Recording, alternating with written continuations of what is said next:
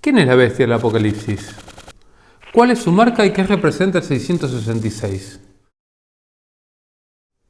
Pues hoy te demostraremos por la Biblia que la bestia del Apocalipsis es un poder mundial comandado por el papado, cuyo fin es establecer un gobierno mundial con poder absoluto sobre las decisiones de cada uno de nosotros. Mr. Speaker, the Pope of the Holy See.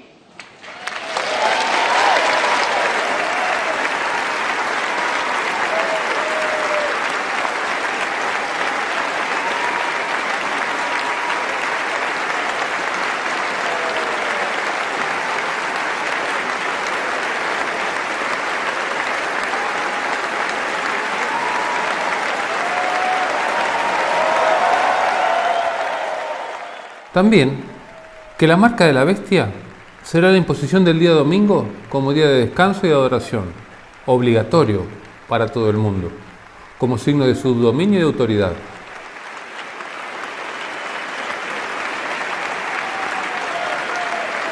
Y que el 666 es un número que identifica al papado como el anticristo, y es una marca oculta en innumerables declaraciones, logos y códigos de empresas que componen la bestia.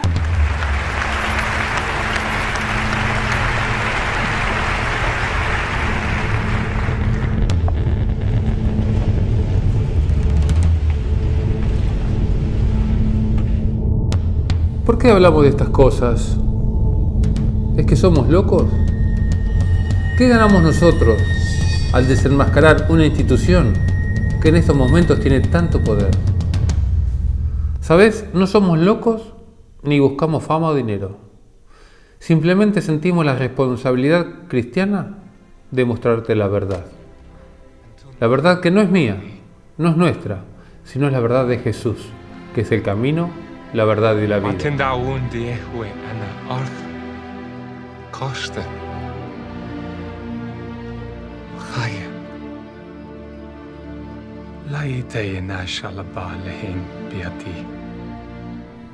¿Y vos? ¿Te animás a conocer quién es la bestia del Apocalipsis? Dale. Es muy importante que abras los ojos y descubras a quienes cubren sus intenciones con sotanas blancas, púrpuras y escarlatas. Les pido, por favor, I ask you, please, que me deseen cosas buenas. to send good wishes my way.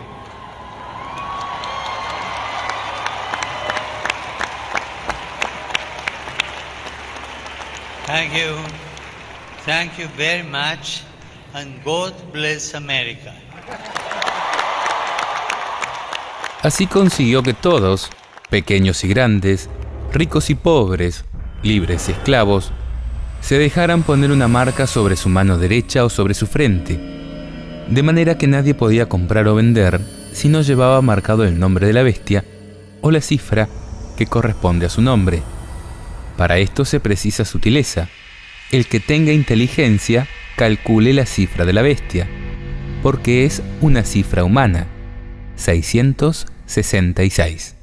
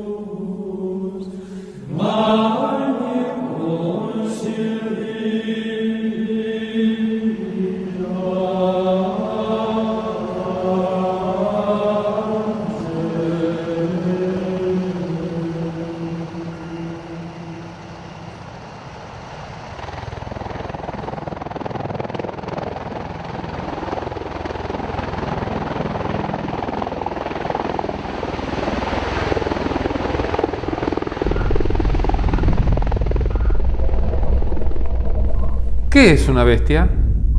En lenguaje común, una bestia es un animal salvaje con mucha fuerza, como un león, un leopardo o un oso. Pero en sentido bíblico profético, se llama bestia o monstruo a un poder mundial que gobierna el mundo durante un determinado periodo de tiempo.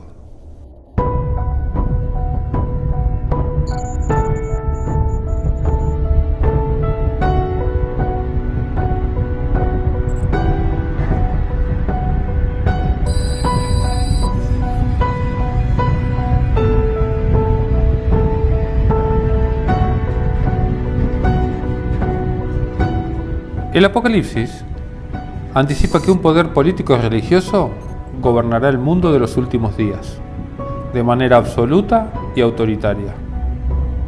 Lo describe como una bestia espantosa, terrible y en gran manera fuerte, que prohíbe comprar y vender a todo el que no se somete bajo su autoridad.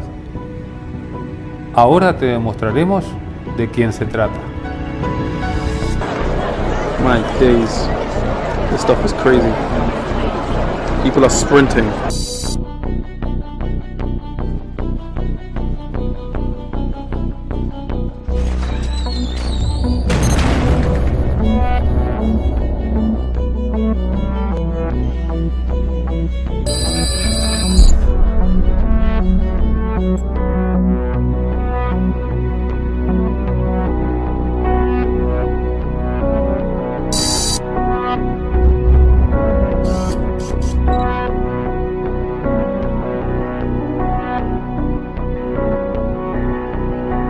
Jesucristo, el más grande de todos los maestros, reveló verdades sublimes a través de parábolas.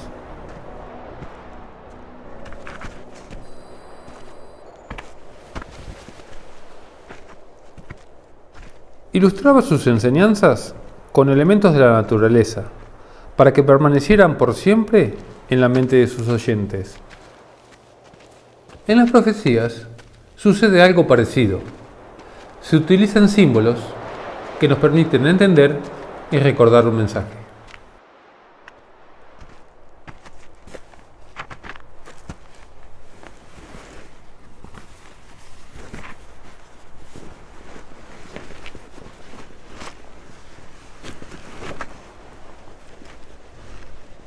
Pero tenemos que poner interés en descifrar su significado y con cuidado de no hacer interpretaciones arbitrarias, porque podríamos llegar a conclusiones erróneas. El apóstol Pedro lo dice de esta manera. Así, hemos visto confirmada la palabra de los profetas, y ustedes hacen bien en prestar atención a ella, como a una lámpara que brilla en un lugar oscuro hasta que despunte el día y aparezca el lucero de la mañana en sus corazones. Pero tengan presente, ante todo, que nadie puede interpretar por cuenta propia una profecía de la Escritura, porque ninguna profecía ha sido anunciada por voluntad humana, sino que los hombres han hablado de parte de Dios, impulsados por el Espíritu Santo. Clarísimo, ¿no? San Pedro nos invita a estudiar las profecías para poder entender la realidad oscura en la que vivimos.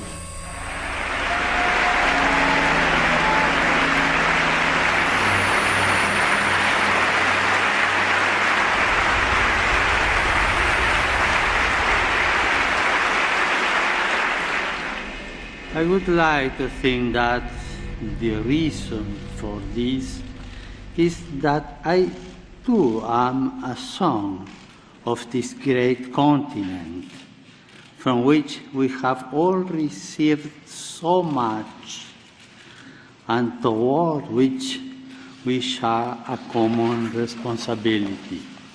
Pero también nos advierte que debemos tener cuidado con las interpretaciones que realizamos, porque si fue por voluntad de Dios que se anunció la profecía, por su misma palabra deben interpretarse. ¿Y dice la Biblia qué representan las bestias? Sí. ¿Dónde? En el libro del profeta Daniel. Yo, Daniel, quedé profundamente turbado en mi espíritu, y las visiones de mi imaginación me llenaron de espanto. Me acerqué a uno de los que estaban de pie y le pregunté la verdad acerca de todo aquello. Él me habló y me hizo conocer la interpretación de las cosas. Estos 4 animales enormes son 4 reyes que se alzarán en la tierra, y los santos del Altísimo recibirán la realeza y la poseerán para siempre, por los siglos de los siglos. Aquí vemos que las bestias representan a grandes reyes o reinos mundiales que tomarán el poder hasta que regrese Jesucristo, y el reino sea dado a los hijos de Dios. Dice, estas 4 grandes bestias, 4 reyes son, que se levantarán en la tierra. ¿Te das cuenta? No hay necesidad de hacer interpretaciones particulares, porque la Biblia se interpreta a sí misma. Pero volvamos a la pregunta inicial. ¿Quién es la bestia del Apocalipsis? Bueno, ya tenemos algo. Sabemos que es un reino, un poder mundial que gobierna el planeta entero, lo que suele llamarse un imperio mundial. Pero ¿quién es ese poder? Volvamos al libro de Daniel. En el capítulo 7, el profeta describe una de sus visiones. Dice: Yo miraba en mis visiones nocturnas y vi los 4 vientos del cielo que agitaban el gran mar. Lo que Daniel ve son las batallas que se realizarían para obtener el predominio mundial. Y continúa. Y 4 animales enormes, diferentes entre sí, emergieron del mar. O sea, que 4 imperios mundiales, diferentes entre sí, surgirían de las batallas entre pueblos, muchedumbres, naciones y lenguas. Y luego describe cada una de estas bestias. El primero era como un león y tenía alas de águila. Yo estuve mirando hasta que fueron arrancadas sus alas. Esta bestia representa el imperio babilónico, cuya insignia era justamente el león alado, que representaba la fuerza y la velocidad de sus conquistas. Este imperio gobernó durante los años 605 a 539 a.C.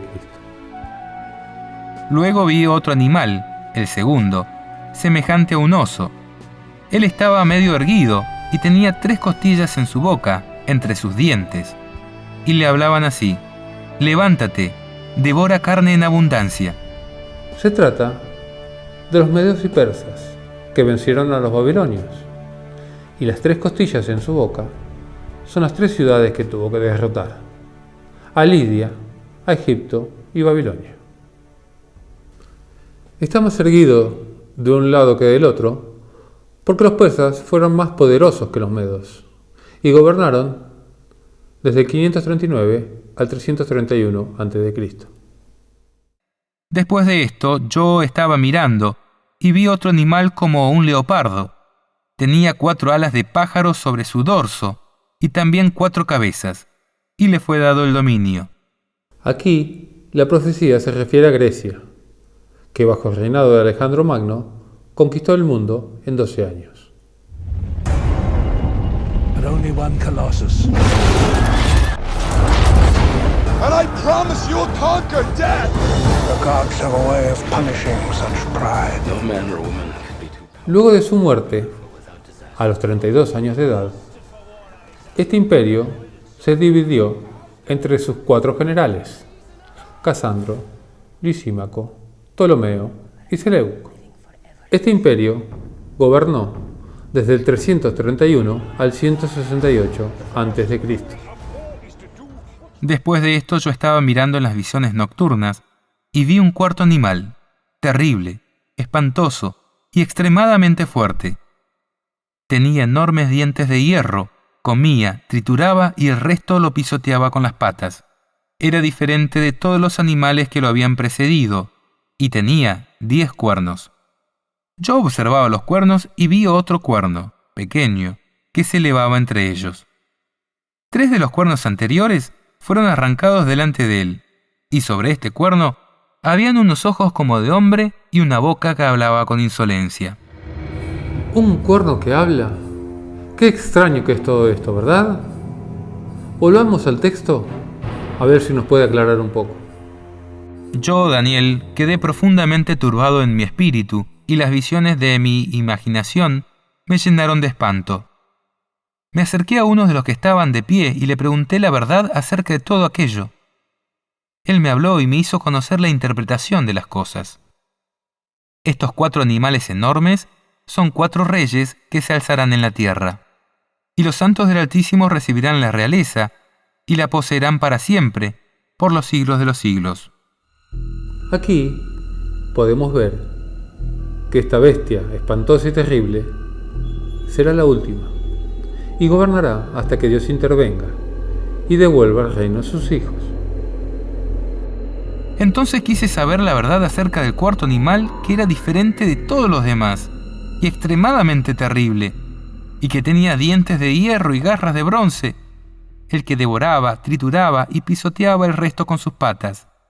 Y también acerca de los 10 cuernos de su cabeza, y del otro cuerno que se había levantado, ante el cual habían caído 3, es decir, el cuerno que tenía ojos y una boca que hablaba con insolencia, y que parecía más grande que los otros. Yo miraba, y este cuerno hacía la guerra contra los santos del Altísimo, y prevalecía sobre ellos, hasta que vino el anciano, se hizo justicia a los santos del Altísimo, y llegó el momento en que los santos entraron en posesión de la realeza. En lo que respecta al cuarto animal, habrá sobre la tierra un cuarto reino, diferente de todos los reinos. Él devorará toda la tierra, la pisoteará y la triturará. En cuanto a los 10 cuernos, de este reino surgirán 10 reyes, y otro surgirá después de ellos. Será diferente de los anteriores y abatirá a 3 reyes. Hablará contra el Altísimo y maltratará a los santos del Altísimo. Tratará de cambiar los tiempos festivos y la ley. Y los santos serán puestos en sus manos por un tiempo, 2 tiempos y la mitad de un tiempo. Pero luego se sentará el tribunal, y a este rey se le quitará el dominio para que sea destruido y aniquilado definitivamente. Y la realeza, el dominio y la grandeza de todos los reinos bajo el cielo serán entregados al pueblo de los santos del Altísimo. Su reino es un reino eterno, y todos los imperios lo servirán y le obedecerán. Allí termina la visión. Ahora comprenderemos quién es esta bestia o poder mundial y quiénes son los 10 cuernos o 10 reyes que surgen de ella. En la misma visión se revela que la cuarta bestia será un cuarto reino en la tierra y que sería diferente a todos los otros reinos, que a toda la tierra devoraría, trillaría y despedazaría. Al leer la historia, nos damos cuenta que el cuarto imperio mundial, luego de Babilonia, Medo-Persia y Grecia, fue Roma. Roma es esta cuarta bestia, y en su apogeo fue tan espantosa y terrible como lo cuenta la Biblia. Incendiaban las ciudades de sus enemigos y colgaban las cabezas de los vencidos en los árboles por donde pasaba el emperador.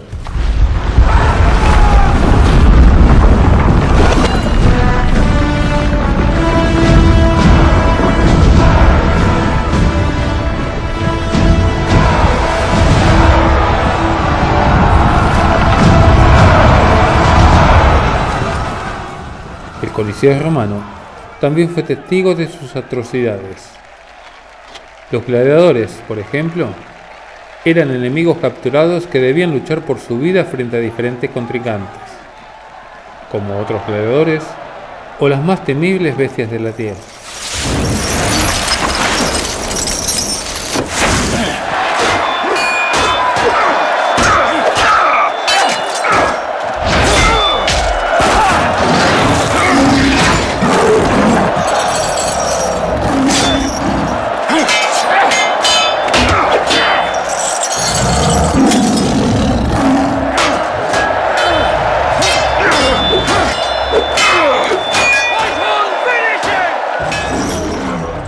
Es interesante notar que aunque Daniel vivía en los tiempos del león alado, o sea Babilonia, su interés se concentra en lo que sucedería al final de los tiempos, en el reinado de la cuarta bestia. y específicamente en torno a la aparición de un rey o un reino que en principio era muy pequeño, pero que luego llega a ser mayor que sus compañeros, al que identifica como el cuerno pequeño.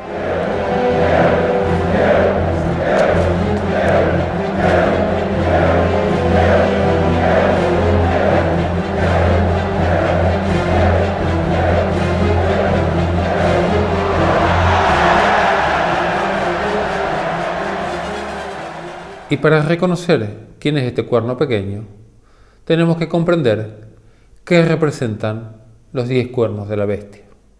Si releemos la profecía, veremos que allí lo explica claramente. Dice: En cuanto a los 10 cuernos de este reino, surgirán 10 reyes, y otro surgirá después de ellos. Será diferente de los anteriores, y abatirá a 3 reyes. Dios proteja nuestras almas.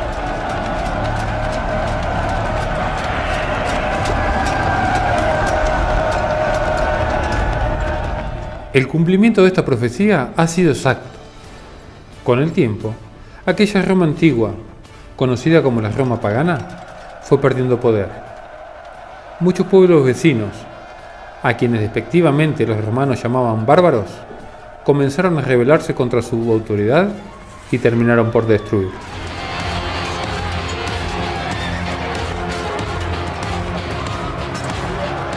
¡No queméis las iglesias! ¡Dejad las iglesias!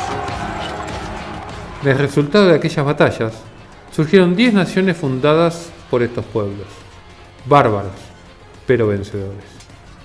Los anglosajones formaron Inglaterra y Gales. Los francos se radicaron en la parte de la actual Francia.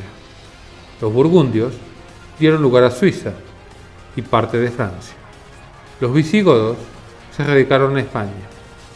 Los suevos ocuparon Portugal y parte de España. Los vándalos, el sur de España y el norte de África. Los lombardos ocuparon parte de Italia. Los alemanes se establecieron en Austria y Alemania. Los ostrogodos formaron parte de Austria y Yugoslavia. Y los érulos, luego de vencer a Roma, fueron destruidos. Luego del surgimiento de la Nueva Europa, conformada por los 10 países mencionados, representada en la profecía por los 10 cuernos de la bestia, el profeta Daniel se concentra en el surgimiento de otro cuerno, pequeño en sus comienzos, pero que al final termina siendo el mayor de todos. A continuación, demostraremos que este cuerno pequeño representa el accionar del papado, la Roma papal que alcanzó el poder absoluto durante la Edad Media. Veamos los detalles y las características que nos brinda la Biblia. El tiempo y la forma en que aparece. En cuanto a los 10 cuernos, de este reino surgirán 10 reyes, y otro surgirá después de ellos. Será diferente de los anteriores, y abatirá a 3 reyes.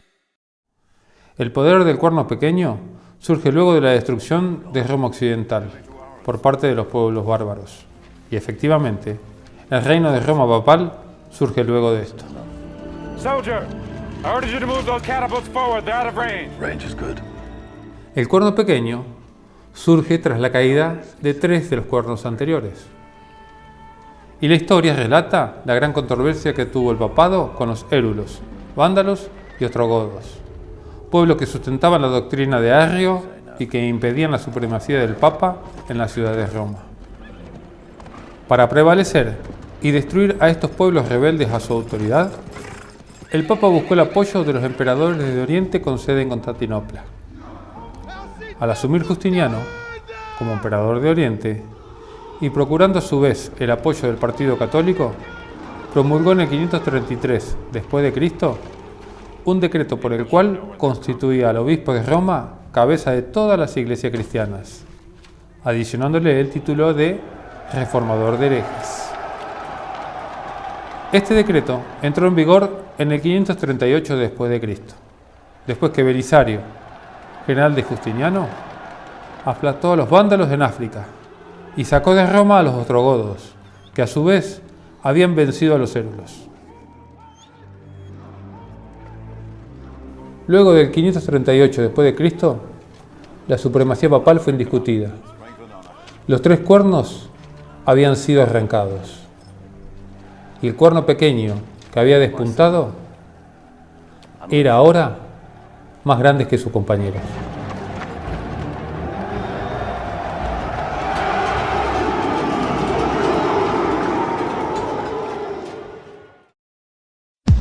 Persigue y mata a los hijos de Dios. Yo miraba, y este cuerno hacía guerra contra los santos del Altísimo, y prevalecía sobre ellos. El cuerno pequeño es descrito en la profecía como un poder que persigue y mata a los hijos de Dios.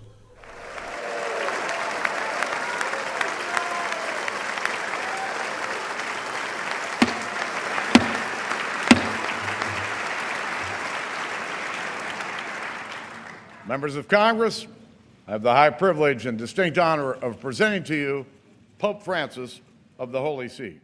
¿Puede alguno dudar de que esto fue verdad con referencia al papado? La Inquisición, las persecuciones de los valdenses, los estragos del duque del Alba, las hogueras de Smithfield, las torturas de Goa. En verdad, toda la historia del papado puede invocarse para probar que esa declaración se aplica a dicha potencia. Si hubo algo que procuró quebrantar a los santos del Altísimo, que los habría raído de la tierra para que la religión evangélica se extinguiese, fueron las persecuciones del poder papal. En el año 1208, el Papa Inocencio III proclamó una cruzada contra los valdenses y albigenses. En ella perecieron más de 1 millón de personas. Desde que se fundó la Orden de los Jesuitas, en 1540 hasta 1580, se dio muerte a más de 900.000 personas. Otras 150.000 hizo perecer la Inquisición en 30 años. En los Países Bajos, unas 150.000 personas fueron ahorcadas, decapitadas, quemadas y enterradas vivas por el delito de herejía. Lo más terrible es que estas atrocidades no fueron perpetradas por la mano de sectarios oscuros, sino infligidas por una iglesia triunfante, con toda circunstancia de solemnidad y de liberación. Como un ejemplo de tantos, vamos a considerar una carta dirigida al rey de Polonia por el Papa Martín V. Sabed que el interés de la Santa Sede y de los de vuestra corona os imponen el deber de exterminar a los husitas. Recordad que estos impíos se atreven a proclamar principios de igualdad. Sostienen que todos los cristianos son hermanos y que Dios no ha dado a hombres privilegiados el derecho de gobernar las naciones. Sostienen que Cristo vino a la tierra para abolir la esclavitud. Llaman a la gente a ser libre, es decir, a aniquilar a los reyes y sacerdotes. Por lo tanto, mientras aún hay tiempo, dirigid vuestra fuerza contra Bohemia, matad, haced desiertos por doquiera, porque nada podría ser más agradable a Dios ni más útil a la causa de los reyes que el exterminio de los husitas.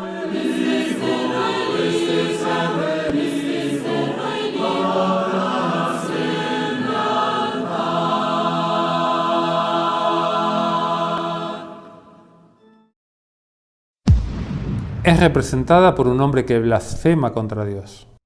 Y sobre este cuerno había unos ojos como de hombre y una boca que hablaba con insolencia.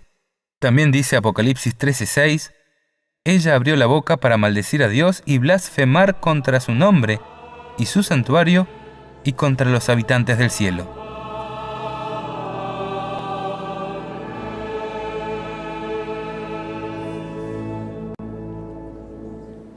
Según San Juan 10:33, una persona comete una blasfemia cuando siendo hombre se hace a sí mismo Dios. El cuerno pequeño o anticristo, como se lo cita en otros textos bíblicos, se opondría a Dios ocupando su lugar.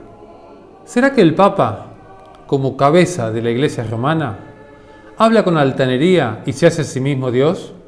Veamos. El Papa blasfema contra Dios Padre al hacerse llamar Santo Padre, Sumo Padre, el Padre de los padres. Jesús dijo: A nadie en el mundo llamen Padre, porque no tienen sino uno, el Padre Celestial. Deditque discipuli suis dicit, accipite et vivite ex eo omnes. El Papa blasfema contra Dios Hijo al hacerse llamar Sumo Pontífice, lo que equivale a decir Sumo Puente, Sumo Intercesor, Sumo Sacerdote, título que corresponde únicamente a Jesús. Dice la Biblia en 1 de Timoteo, capítulo 2, versículo 5. Hay un solo Dios y un solo mediador entre Dios y los hombres, Jesucristo, hombre él también.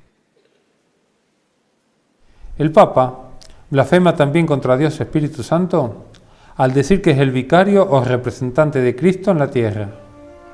Jesús dijo: El Espíritu Santo, que el Padre enviará en mi nombre, les enseñará todo y les recordará lo que les he dicho. Además, los papas aceptan gustosamente que los hombres se postren delante suyo, cosa que ni Pedro, según ellos el primer papa, ni Gabriel, el principal ángel de Dios, han permitido. Veamos algunos pasajes. Cuando Pedro entró, Cornelio fue a su encuentro y se postró a sus pies. Pero Pedro lo hizo levantar, diciéndole: «Levántate, porque yo no soy más que un hombre». Entonces yo caí a sus pies para adorarlo. Pero él me advirtió: «Cuidado, no lo hagas, porque yo soy tu compañero de servicio. Es a Dios a quien debes adorar». También dicen tener poder de perdonar pecados y otorgar indulgencias. Y esto también es una blasfemia. Dice Lucas 5:21. Los escribas y los fariseos comenzaron a preguntarse: ¿quién es este que blasfema? ¿Quién puede perdonar los pecados sino solo Dios? Aunque es nuestro deber disculpar las ofensas de nuestros hermanos y aún las de nuestros enemigos, y es deber de la Iglesia llamar al arrepentimiento, la facultad de dar perdón final es únicamente de Dios. El Papa no solamente se arroga esta facultad, sino que a lo largo de la historia varias veces ha negociado el perdón vendiendo indulgencias. La venta de indulgencias es un hecho histórico del que no se necesita hablar mucho. San Pedro les diría a los que participan en esta compraventa: Maldito sea tu dinero, y tú mismo, porque has creído que el don de Dios se compra con dinero. Cambia la ley de Dios. Tratará de cambiar los tiempos festivos y la ley. Además de matar y perseguir a los hijos de Dios, el cuerno pequeño intentaría cambiar la ley de Dios. Pero, ¿podría alguna persona o institución cambiar lo que Dios escribió con su propio dedo en 2 tablas de piedra? Por supuesto que no. Dios es eterno y no cambia con el transcurso del tiempo. Su ley tampoco. Si le preguntamos a Jesús, Él nos afirma categóricamente: No piensen que vine para abolir la ley o los profetas. Yo no vine para abolir, sino a dar cumplimiento. Les aseguro que no desaparecerá ni una i ni una coma de la ley antes que desaparezcan el cielo y la tierra, hasta que todo se realice. El que no cumple el más pequeño de estos mandamientos y enseñe a otros a hacer lo mismo, será considerado el menor en el reino de los cielos. En cambio, el que los cumpla y enseñe, será considerado grande en el reino de los cielos. Do you need help? There's nothing to help with. What are you doing? Going fishing. I'm telling you, there's no fish out there.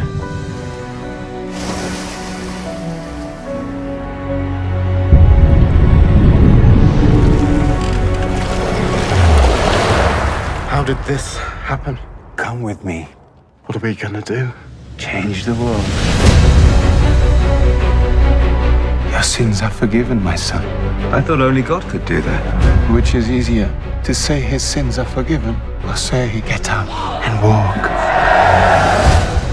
También el apóstol Santiago, hermanastro de Jesús, dijo que los 10 mandamientos serán la ley con la cual Dios nos juzgará. Aunque uno cumpla toda la ley, si peca contra un solo precepto, quebranta toda la ley. Porque el que ha dicho no cometerás adulterio, dijo también no matarás. Por lo tanto, si evitas el adulterio, pero cometes un homicidio, te haces transgresor de la ley. Hablen y actúen como quienes deben ser juzgados por una ley que nos hace libres. Sin embargo, según la doctrina de la Iglesia romana, el Papa es de tan grande poder y autoridad que puede modificar, explicar e interpretar aún las leyes divinas.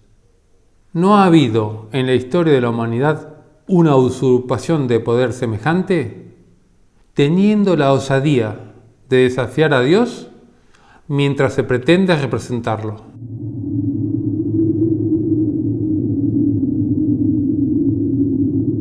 Cambia el segundo mandamiento. La Iglesia romana fomenta el culto a las imágenes. Por ello, en el Catecismo ha eliminado el segundo mandamiento, el cual ordena: No te harás ninguna escultura, ni ninguna imagen de lo que hay arriba en el cielo, o abajo en la tierra, o debajo de la tierra en las aguas. No te postrarás ante ellas, ni les rendirás culto, porque yo soy el Señor, tu Dios, un Dios celoso, que castigo la maldad de los padres en los hijos, hasta la tercera y cuarta generación, si ellos me aborrecen. Y tengo misericordia a lo largo de 1000 generaciones, si me aman y cumplen mis mandamientos. Las representaciones rebajan y falsifican nuestro concepto de Dios. Dice la Biblia: Cuando el Señor les habló desde el fuego, en el Horeb, ustedes no vieron ninguna figura. No vayan a pervertirse entonces, haciéndose ídolos de cualquier clase, que tengan figura de hombre o de mujer. También, Isaías 44:19 dice que el culto a las imágenes es abominable para Dios. ¿Haré una abominación? ¿Voy a adorar el tronco de un árbol?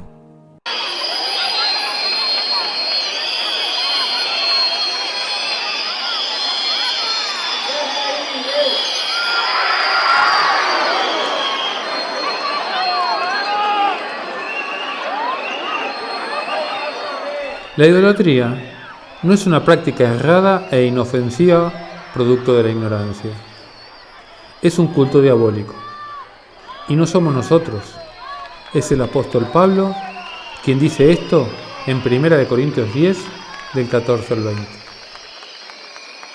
La idolatría tampoco es un culto obsoleto. Fue practicado siempre en forma muy atractiva y popular. Por esto, la Iglesia romana lo incorporó de lleno a sus ritos. Es más, el Apocalipsis revela que el culto a las imágenes será practicado hasta el final del mundo, aún en medio de las plagas de los últimos días. Dice: Y el resto de los hombres que no habían sido dañados por las plagas, no se arrepintieron de sus obras, ni dejaron de adorar a los demonios y a los ídolos de oro, de plata, de bronce, de piedra y de madera, que son incapaces de ver, de oír y de caminar.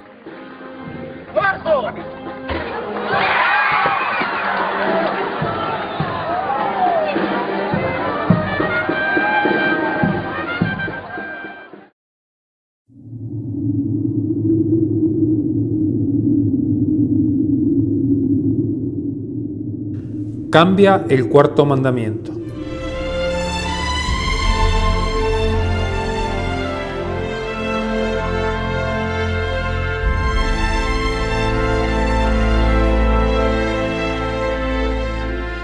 La Biblia registra que, al comienzo de nuestra existencia, el Creador apartó un día especial para nuestro descanso y comunión con Él.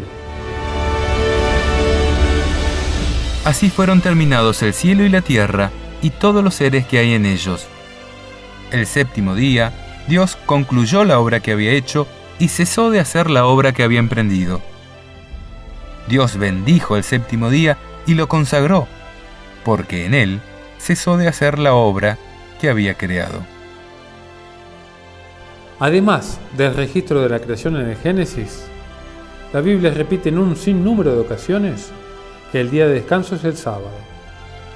Tal es la importancia que uno de los 10 mandamientos está destinado a preservar su vigencia a lo largo de todas las generaciones. Acuérdate del día sábado para santificarlo. Durante 6 días trabajarás y harás todas tus tareas, pero el séptimo es día de descanso en honor del Señor, tu Dios. En él no harán ningún trabajo, ni tú, ni tu hijo, ni tu hija, ni tu esclavo, ni tu esclava, ni tus animales, ni el extranjero que reside en tus ciudades. Porque en 6 días el Señor hizo el cielo, la tierra, el mar y todo lo que hay en ellos. Pero el séptimo día descansó. Por eso el Señor bendijo el día sábado y lo declaró santo. Dios hizo de la observancia del sábado una señal de lealtad entre Él y sus hijos. Cuando las personas apartan este día para santificarlo y se abstienen de hacer todas las tareas comunes, entonces reconocen a Dios como su creador. No dejen nunca de observar mis sábados, porque el sábado es un signo puesto entre yo y ustedes a través de las generaciones, para que ustedes sepan que yo, el Señor, soy el que los santifico.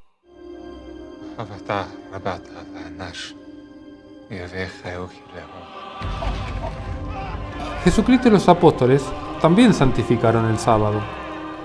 Sin embargo, la Iglesia romana enseña a sus fieles a adorar en domingo, el día en que los paganos adoran al sol. En inglés, Sunday, el día del sol. Afirma que lo hace en recuerdo de la resurrección de Cristo. Pero en realidad fue el emperador Constantino, en el año 321 después de Cristo, quien, con el fin de extender su dominio y unificar su imperio, ordenó descansar en domingo el venerable día del sol. Pocos años más tarde, el concilio de la Odisea prohibió interrumpir el trabajo en sábado a fin de reservar ese honor al domingo. El sábado es el séptimo día de la semana. Después de 6 días en los que el hombre participa en cierto modo del trabajo de la creación de Dios, el sábado es el día del descanso. El sábado, el séptimo día, es sustituido ahora por el primer día. Como día de la asamblea litúrgica, es el día del encuentro con Dios mediante Jesucristo, el cual en el primer día, el domingo, se encontró con los suyos como resucitado, después de que hallaran vacío el sepulcro. La estructura de la semana se ha invertido. Ya no se dirige hacia el séptimo día para participar en él del reposo de Dios. Inicia con el primer día como día del encuentro con el resucitado. Este cambio es un hecho extraordinario. Afirman, si los protestantes siguieran la Biblia, ellos rendirían culto a Dios en el día del sábado. Al guardar el domingo, ellos están siguiendo una ley de la Iglesia Católica. Sin embargo, la bendición de Dios es prometida para aquellos que guardan el día santo. Si dejas de pisotear el sábado, de hacer tus negocios en mi día santo, si llamas al sábado delicioso, al día santo del Señor honorable, si lo honras, absteniéndote de traficar, de entregarte a tus negocios y de hablar ociosamente, entonces te deleitarás en el Señor, y yo te haré cabalgar sobre las alturas del país, y te alimentaré con la herencia de tu padre Jacob, porque ha hablado la boca del Señor. La duración de su poder. Otra característica de este cuerno pequeño es que gobernaría el mundo en forma absoluta por un periodo de tiempo determinado. Y los santos serán puestos en sus manos por un tiempo, 2 tiempos y la mitad de un tiempo. En arameo, el vocablo que se usa para tiempo representa un año, por lo que equivale a 3 años y medio proféticos. Sin embargo, este período no es literal, porque como vimos, cada día en profecía equivale a un año calendario, que en hebreo abarca 360 días literales. Si hacemos las cuentas, los 3 tiempos y medio que duraría la supremacía del cuerno pequeño, por los 360 días de cada tiempo, equivalen a 1260 días proféticos, que representan 1260 años de gobierno absoluto. Al considerar el surgimiento de la Roma papal, vimos que fue en el 538 después de Cristo el inicio de su poderío, cuando acabó de derribar a aquellos 3 cuernos que se le oponían, los érulos, vándalos y ostrogodos.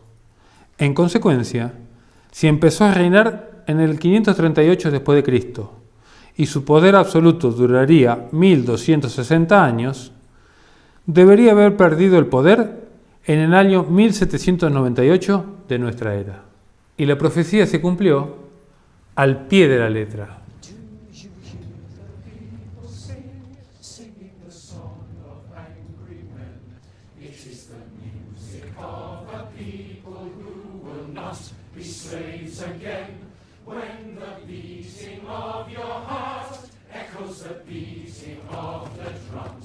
There is a life about to start when tomorrow comes.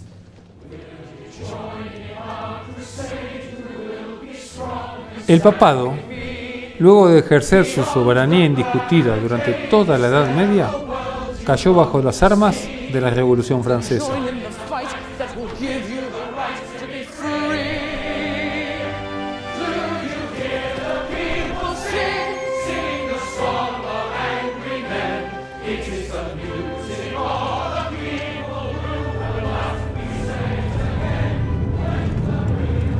Precisamente, en 1798, Berthier, general del ejército de Napoleón, tomó prisionero al Papa Pío VI y este murió en cautiverio al año siguiente.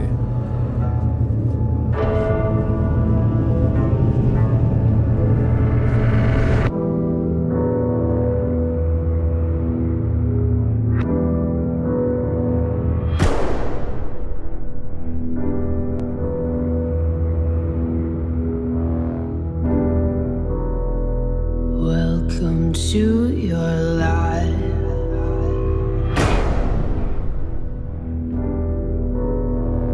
There's no turning back. Allí se quebró la hegemonía papal. Más tarde, en 1870, los ejércitos de Víctor Manuel le confiscaron los estados pontificios. De esta manera, el cuerno pequeño perdió su poder de imponer su voluntad sobre los habitantes de la tierra.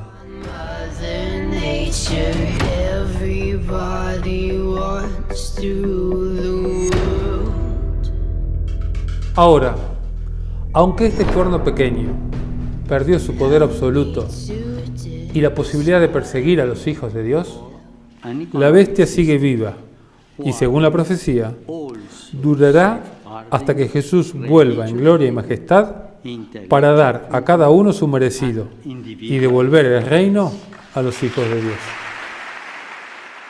Pero luego se sentará el tribunal, y a ese rey se le quitará el dominio, para que sea destruido y aniquilado definitivamente.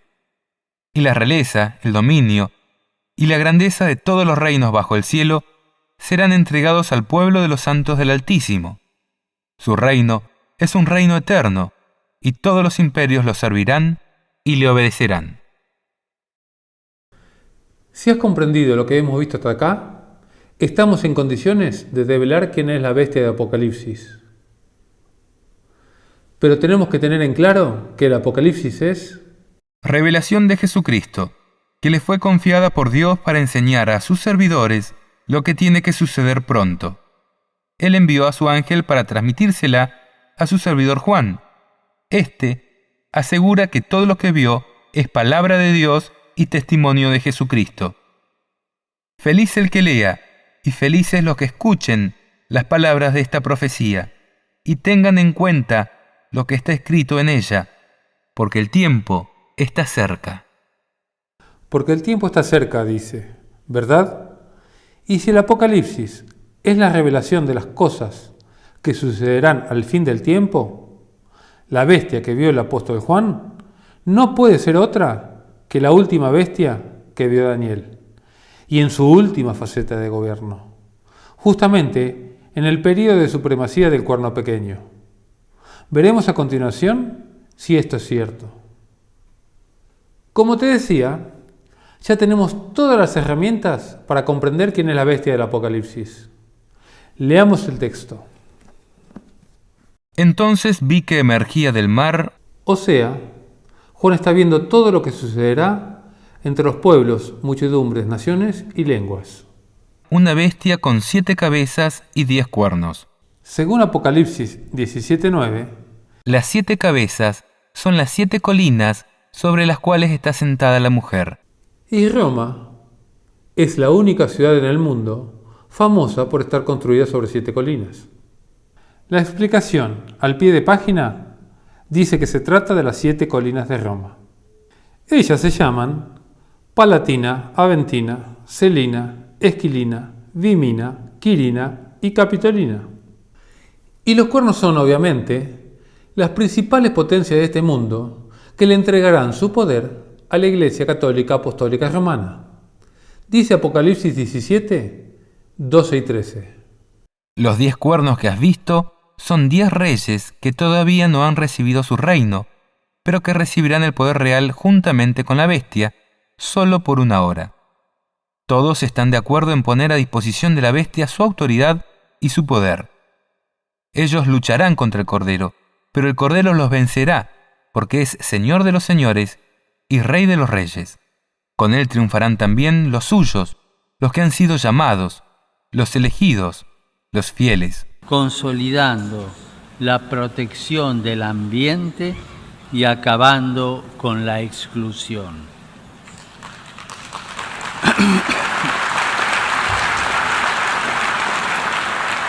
Ante todo, hay que afirmar que existe un verdadero derecho del ambiente. Y sobre sus cabezas había leyendas con nombres blasfemos. Aquí vemos que esta bestia también blasfema contra Dios, al igual que aquel cuerno pequeño de la profecía de Daniel. Parecía una pantera, pero tenía las patas como de un oso y la boca como la de un león. El dragón le cedió su poder y su trono con un inmenso imperio. Aquí la Biblia nos dice que esta bestia tendría características similares a los imperios antecesores. Y si analizamos el culto de la Iglesia Católica Apostólica Romana, encontraremos muchísimos ritos y deidades de los pueblos paganos de la antigüedad. Papa Francesco, on behalf of this very distinguished group, también dice que su autoridad no proviene de Dios, sino del diablo. Y continúa. Una de sus cabezas parecía herida de muerte, pero su llaga mortal ya estaba cicatrizada. Toda la tierra, maravillada, siguió a la bestia, y todos adoraron al dragón, porque él le había cedido el poder, y también adoraron a la bestia, diciendo: ¿quién se le puede igualar? ¿Y quién puede luchar contra ella? Que Dios los bendiga a todos.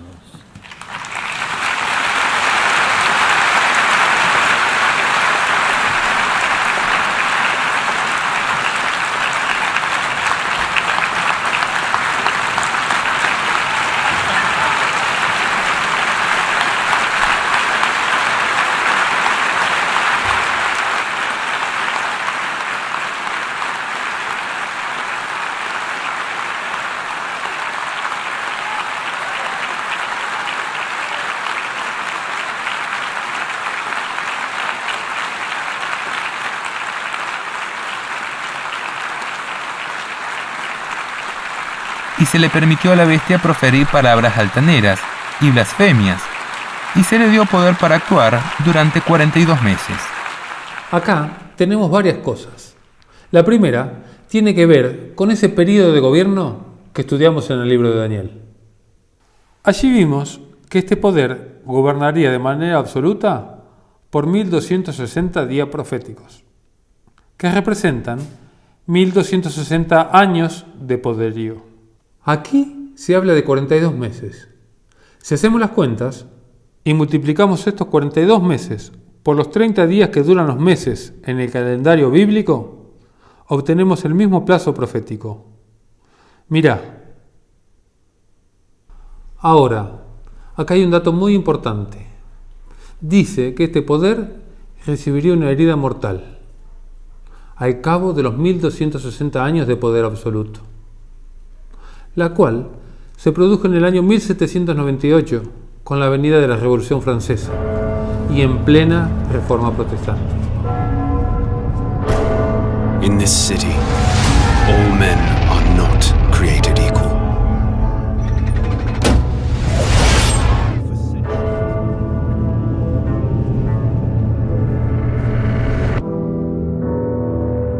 Pero la profecía anticipa que la herida sanará, la tierra entera se maravillará y se someterá a este poder. Y al hacer esto, estarán adorando al dragón, el enemigo de Dios, que se llama Diablo y Satanás. Mr. Speaker, the Pope of the Holy See.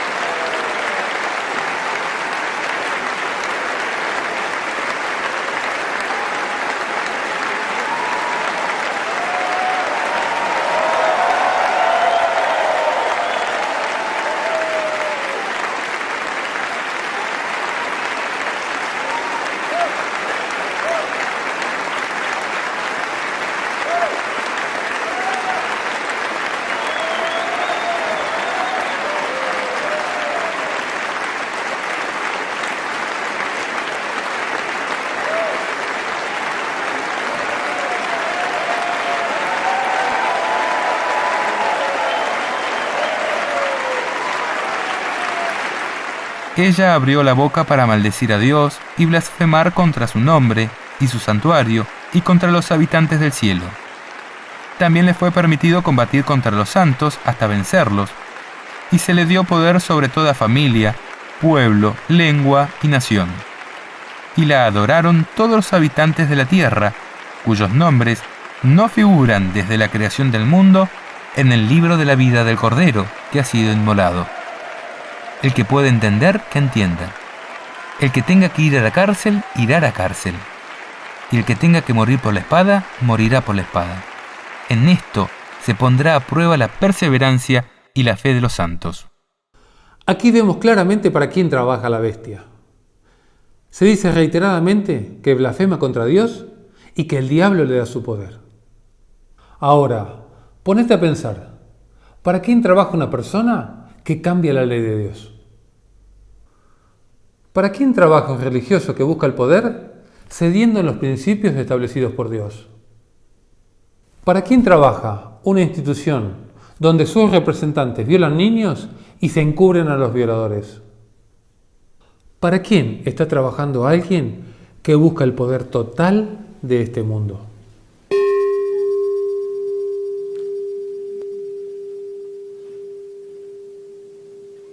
Jayang verang pasavati dukkhang seti parajito. Homage to the Buddha. Victory begets enmity. May our dialogue be enlightening. May we be free from hate. Sahanao bunaktu sahabiryam karvavahi. Willing to give their entire life in hopes of saving another. सच्चों और सबको ऊपर सच आचार. And only that victory endures, in consequence of which no one is defeated. Makari iptohito pneumati. Blessed are those who hunger and thirst. Grant us to live with the salutation of peace. המצא מנוחה נכונה על כנפי השכינה. Mirá lo que dice el autor jesuita Malachi Martin en su libro Las llaves de esta sangre. De buena gana o no, preparados o no, todos estamos involucrados en una triple competencia global, intensa, sin reglas que la limiten. Sin embargo, la mayoría de nosotros no somos competidores. Somos las apuestas. Porque lo que está en competencia es quién establecerá el primer sistema mundial de gobierno que haya existido jamás en la sociedad de las naciones. Se trata de quién poseerá y ejercerá el doble poder de la autoridad y el control sobre cada uno de nosotros como individuos y sobre todos nosotros juntos como una comunidad, sobre la totalidad de los 6.000 millones de personas que los demógrafos estiman que habitarán la Tierra a comienzos del tercer milenio. La competencia es intensa porque, ahora que se ha iniciado, no hay forma de revertirla ni detenerla. De hecho, no es demasiado decir que el propósito deliberado del pontificado de Juan Pablo, la máquina que impulsa su gran política papal y que determina sus estrategias día a día, año a año, es salir victorioso de esa competencia que ahora ya se ha iniciado. Porque es un hecho que las apuestas que ha colocado Juan Pablo en la arena del enfrentamiento geopolítico lo incluyen todo. A él mismo, su persona papal, el antiguo oficio apostólico que ahora encarna y toda su Iglesia Universal, tanto como una organización institucional sin paralelo en el mundo, cuanto como un cuerpo de creyentes unidos por un lazo de comunión mística.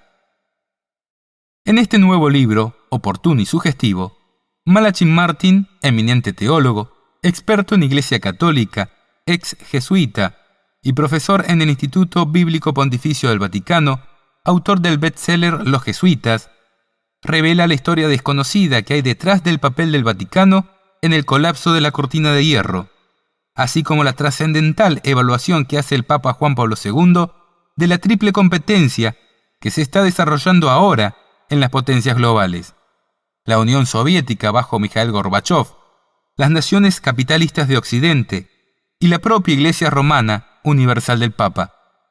Una carrera sin tregua contra el tiempo y entre sí para establecer, mantener y controlar el primer gobierno mundial que haya existido jamás sobre la faz de la Tierra.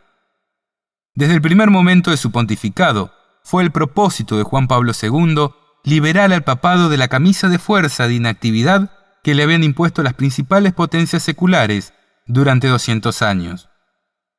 En suma, el propósito de Juan Pablo fue abrir las compuertas al cambio geopolítico.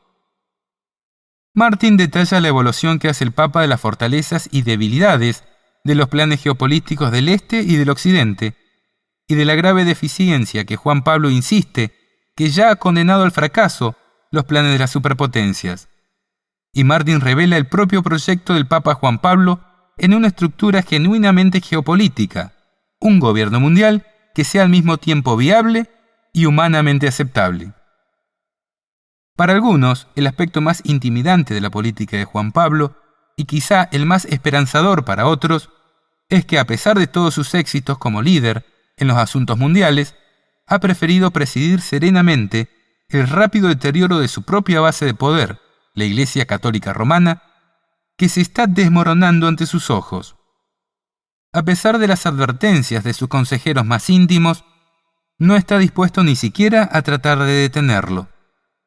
Sin embargo, ahora más que nunca, sigue estando convencido de haber comenzado un movimiento que no se puede contener, porque él insiste que la fuerza de sus propios planes está garantizada por las llaves de su autoridad, como vicario terreno de Dios.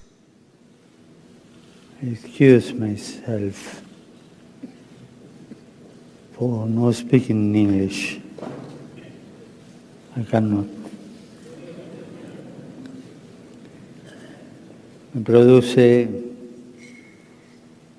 distintos sentimientos. I have many different feelings. Hoy hemos conocido con fundamento bíblico quién es la bestia del Apocalipsis, pero queremos decirte algo.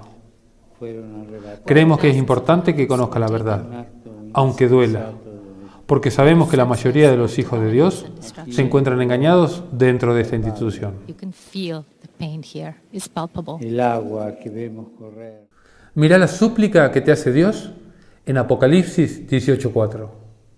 Enseguida oí otra voz que venía del cielo y decía: ustedes, que son mi pueblo, huyan de esa ciudad, para no hacerse cómplices de sus pecados ni ser castigados con sus plagas. Porque sus pecados se han amontonado hasta el cielo, y Dios se ha acordado de sus iniquidades.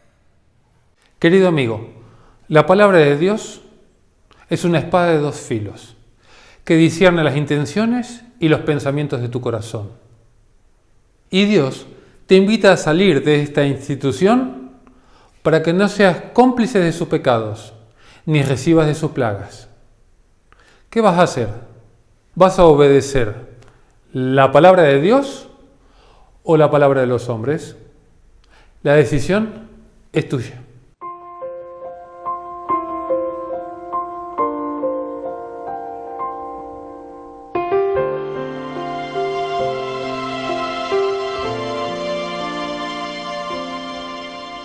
Mi mente puesto en un más allá, en un día sin igual, permaneceré esperando ver nueva luz que venga de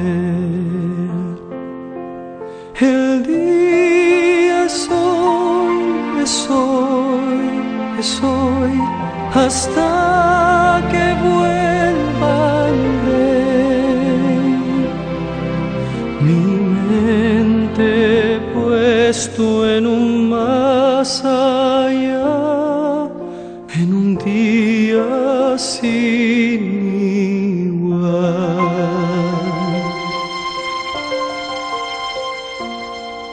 Escogí el camino estrecho a andar, el camino estrecho a andar, porque sé que el tiempo cercano está, mi plegaria llegará.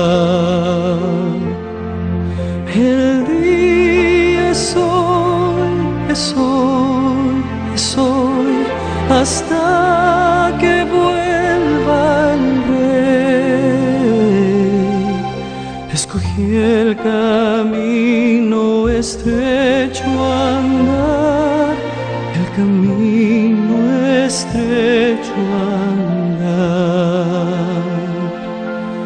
Oh Señor, vuelve pronto, te ruego en oración. Vi un rayo de tu gloria y allí anhelo estar.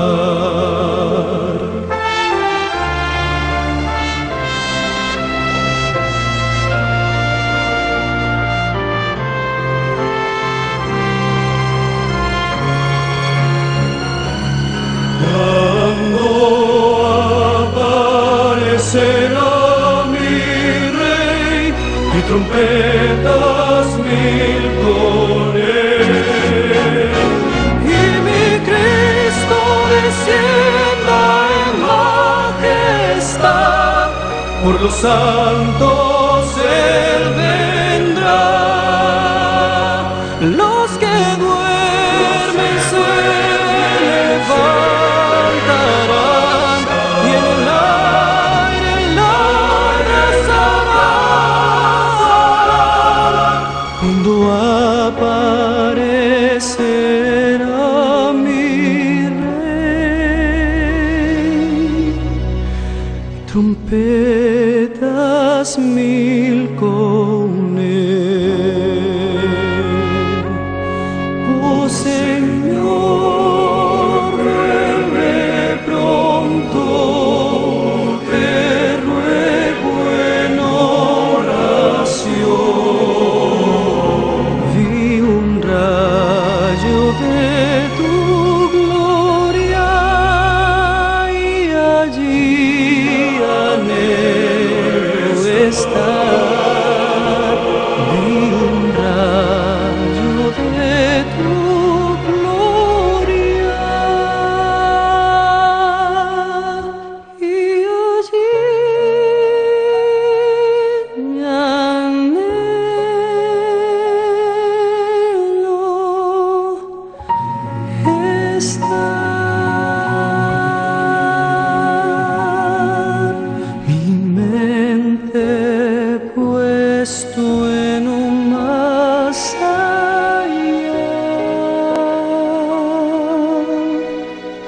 En un día